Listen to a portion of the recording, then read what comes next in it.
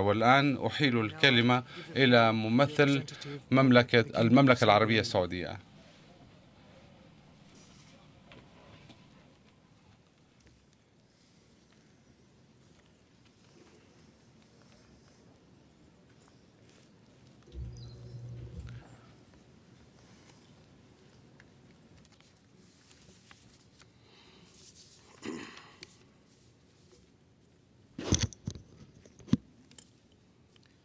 شكرا سيد الرئيس. وأود أن أوضح أنني أتحدث هنا باسم المملكة العربية السعودية وباسم دول مجلس التعاون لدول الخليج العربية. شكرا لكم سيدي الرئيس على عقد هذه الجلسة، وشكرا لمعالي الأمين العام على الإحاطة الوافية والواضحة. إن دول مجلس التعاون لدول الخليج العربي ترحب بحرارة بتعيين معالي السيد كوفي عنان مبعوثاً خاصاً مشتركاً للأمين العام للأمم المتحدة والأمين العام لجامعة الدول العربية، وترى أن اختيار معاليه بما له من سمعة عالمية وكفاءة متميزة ونزاهة فائقة إنما يعكس اهتمام المجتمع الدولي بتسخير كل الطاقات في سبيل التوصل إلى حل للأزمة السورية ونهاية لمعاناة الشعب السوري الشقيق، وفقاً لمبادرة جامعة الدول العربية ولقرار الجمعية العامة للأمم المتحدة ذي الرقم 66/253. سيد الرئيس،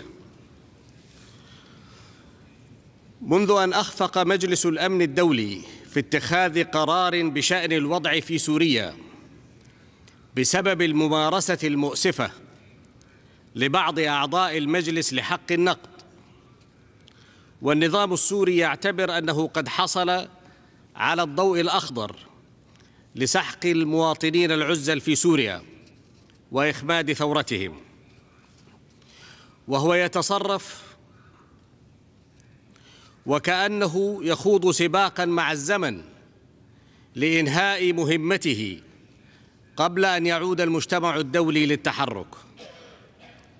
ولذلك شهدنا تزايداً مستمراً في وتيرة الهجمات على المدنيين ووقوع المزيد من الضحايا كل يوم. وفي مساء البارحة بالتحديد شهدنا اقتحام القوات السورية لباب عمرو وسقوط المجتمع الدولي في اختبار الضمير الحي، وهو يشهد سربنيتشا جديدة، وكأن هذا المجتمع لم يتعلم شيئاً من دروس رواندا أو كوسوفو أو غزة.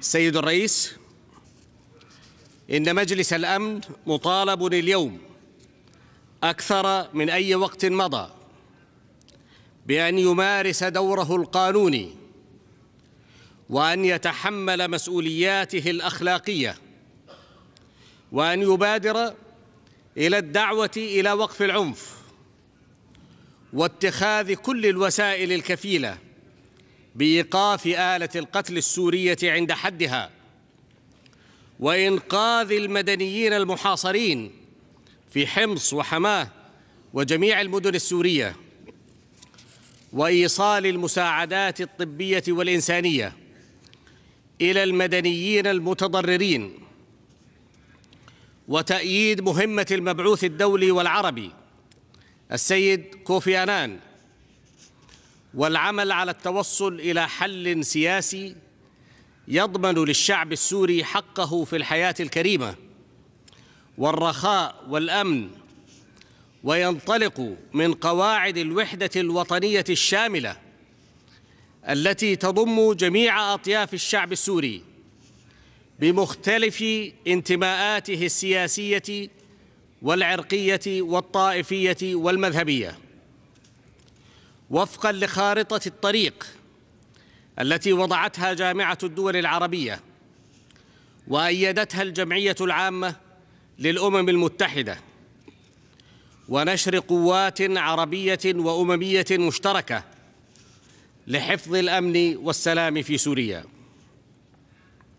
إن دول مجلس التعاون لدول الخليج العربية على أتم استعداد لأن تكون في طليعة أي جهد مشترك يهدف إلى إنقاذ الشعب السوري وتدعيم قدرته على حماية نفسه من سلطة فقدت شرعيتها بمجرد أن استباحت دماء أبنائها. وإن دول مجلس التعاون تحمل المجتمع الدولي عامة ومجلس الأمن خاصة والقوى التي مارست حق النقد على وجه التحديد المسؤولية الأخلاقية عما يجري الآن في شوارع باب عمرو ومنازلها. وسوف يحاسبكم التاريخ والضمير إن أنتم تخاذلتم عن الاستجابة لاستغاثة الشعب السوري وصيحات أبنائه المقهورين. شكراً سيد الرئيس.